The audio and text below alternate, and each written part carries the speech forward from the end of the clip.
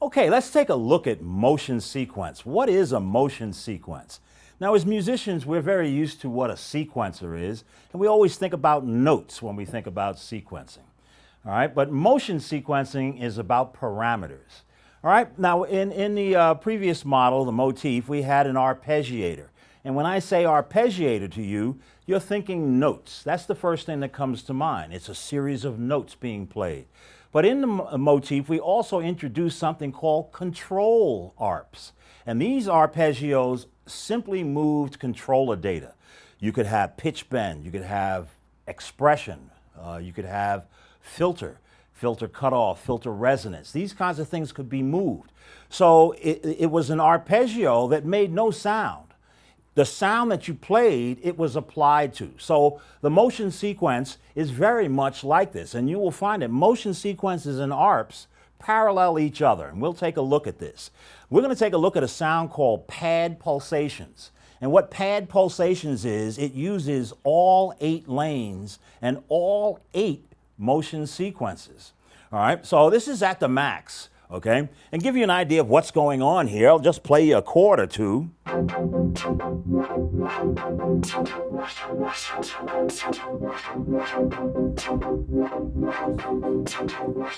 Now, without much mystery here, you can hear that it's opening and closing filters, and it's also doing some panning. So let's take a look inside this performance. So here I am on the home screen. So you can see the cursor is highlighting the name. All right, there's several ways to get to the home screen. You can touch the little house. You can touch the performance home button. And what I'm going to do is go to motion control. And under motion control, you have an option for motion sequence. Now on this screen, it tells you that 8 out of 8 possible motion sequences are active. All right. So there are these lanes, and what we have part 1, where the switch is on. In fact, the on switches are on for all 16 parts. In other words, if I were to add a new part, it would be active. If I don't have a lane assigned, then nothing happens. It's like the arpeggio is on, but I haven't applied an arpeggio, so nothing happens. But these 8 boxes, 8 out of 8, we're going to just isolate one. So I'm going to turn off the other 7 here so that we only hear one lane. And a lane is a connection between the motion sequence and the destination parameters. All right, very important. So now we're just going to hear one lane worth of data. Okay? And what we're going to do, I turned it off on parts 2 and 3. This is a 3-part performance. We're just going to hear lane number 1 of part 1. So I'm going to hit edit. I'm going to go to part select number 1. All right. And the screen I get, you can see in the top or upper left corner, it says edit part 1. And I'm on motion sequence, and we're looking at lane. Lane 1 is lit up blue. The lane switch is on. The motion sequence effects, which allows me to swing it if I want to, is on. And here, down here, you can see a representation of the motion sequence. Now, I should mention that it's referencing the tempo. The tempo is 128 beats per minute. But unit multiply is set to 200%. Now, let's talk about unit multiply for just a second. At 100%, 16 steps would be 1 measure, 16th notes. At 200%, it's actually half the time, all right? There can be 16 steps, but we're only using 8. So once again, you think about this, it's half the time, but half the distance. So it actually is playing at 128 beats per minute. Now, if I were to change the unit multiply, I'm going to set it to 100%. That's twice as fast. All right? If I go to 50%, that's 4 times as fast. So you can see you can speed these up and slow them down. Now, what happens when we look at this particular motion sequence? It represents itself on your sliders. So what I'm going to do is highlight this, and on the sliders you can see there's an accent on steps 7 and 8. And I'm going to play around with those.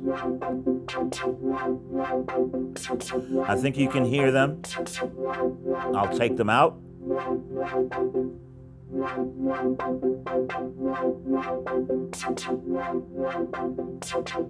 Or if I change the cycle, I can make it shorter. So if you need odd time signatures, you can see that you can do that.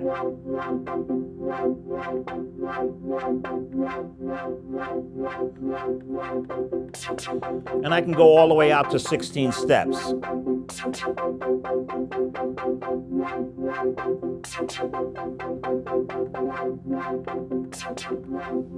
All right, so you get the idea that you can control these in real time. They're very liquid, you can change them, and so forth. You can load in new sequences, and you can look at it, you can hit edit, and it shows you on a large screen here what you're doing. So now this gives you access to everything that's going on, all right? Now I don't have to tell you that this is doing something to the filter, and we're listening to just one lane. Now you notice that the blue buttons along here, now what they did, they grouped it into 2 sections of 8 so that you can use your sliders in real time. If I select any of the sections between 1 through 8, I'm working on the first half, and then it flips over to 9 through 16, and these become the controls for 9 through 16. Because you're going to want to be able to control these in real time, interact with them, and that's the whole idea. So, I can quickly change it to something quite different.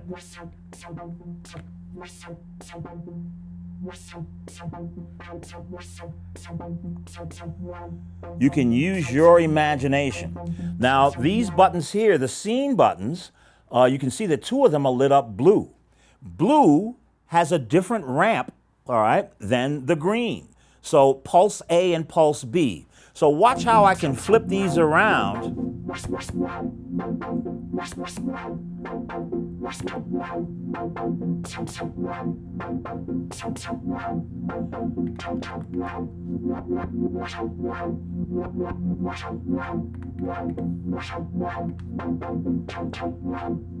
So you can see you can change the direction in which they're doing and flip-flop them.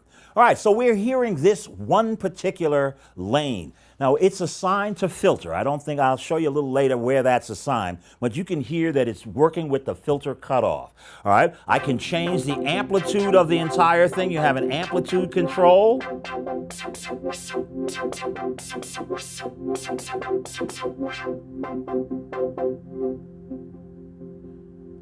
can hardly hear it now. And smoothness.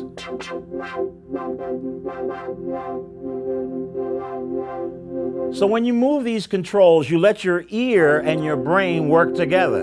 You get an idea of exactly what they mean by smooth. It takes the edge off. All right, so now this is lane 1.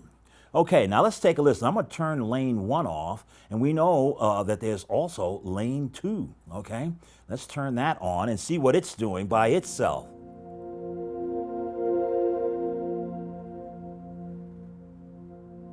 Again, it's moving the filter. Now let's take a look. It's referencing the tempo, but at 2,400%, all right? But there's only a cycle of 2. So it's like this swell that happens, all right? Now I'm going to turn the knob a little bit here. The super knob, of course, is in play, and it will, of course, do what it's assigned to do. So at different areas of the super knob, you get a different intensity on the movement.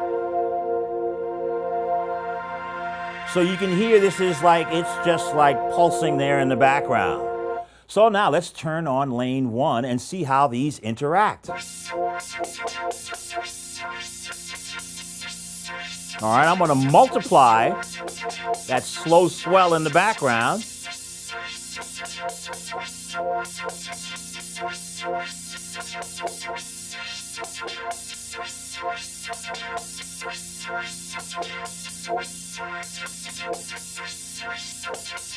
All right, so now when there is key on reset is off, you may have to wait quite a bit of time before the thing completes the cycle. You can set it to each on. That means each key that you play will re-trigger the motion sequence, or just the first key on. So life is short, you're in a hurry, you want to make sure that you're hearing exactly what's going on.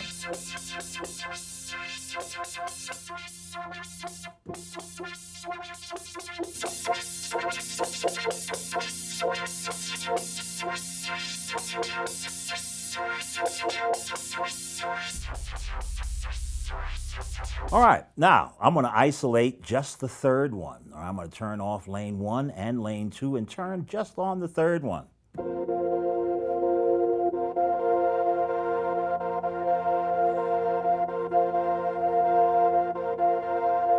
All right, so here's a sequence where it's panning left to right. Hope you're listening in stereo, because the montage is all about stereo. Life itself is in stereo. Play your montage in stereo. Don't make us come pick it up and give it to someone else.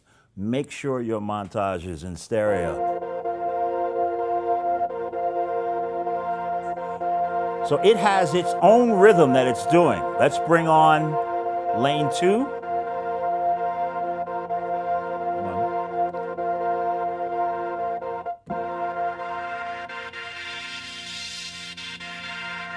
So remember, lane 2 is just that swell. Slowly opens and closes the filter. And as you can hear, it's panning left and right. And let's bring back on lane 1, which had all that activity.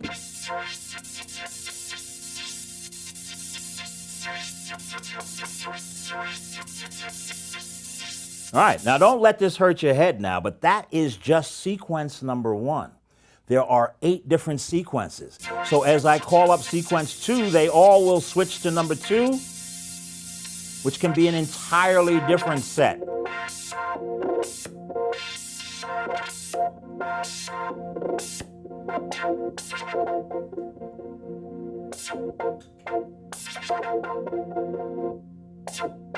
So you can have different combinations of these sequences running at the same time.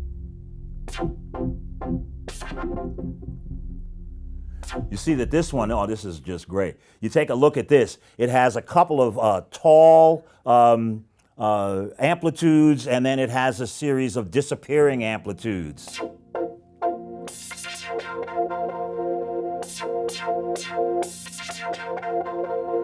All right, and each one can be a different length. So you can mix and match. You can have some of them with 16 steps, some of them with 3 steps. So you can do all kinds of odd, if you're into prog rock, I mean, my goodness, alternate time signatures are wide open.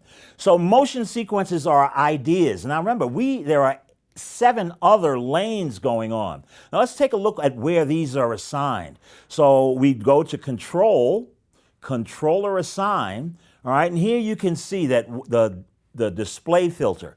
Display filter is very much your friend. It allows you to limit what you're looking at. I could look at all of the things that were assigned to every controller, and then there would be multiple pages. But I just want to zoom in on just what is assigned to motion sequence lane 1. And as you can see, it's as we thought, assigned to cutoff of the filter. All right? Motion sequence lane 2 is also doing cutoff, as we figured. But lane 3 is doing the panning. And notice that it's bidirectional and it's moving things left to right. All right? So when you start doing all this, let's go back to the home screen. All right? And we can turn on all of the other motion sequences, or lanes. There are 8 lanes maximum. So there's different dimensions, different things happen when the super knob is way down here at the bottom. And you're actually morphing through conditions.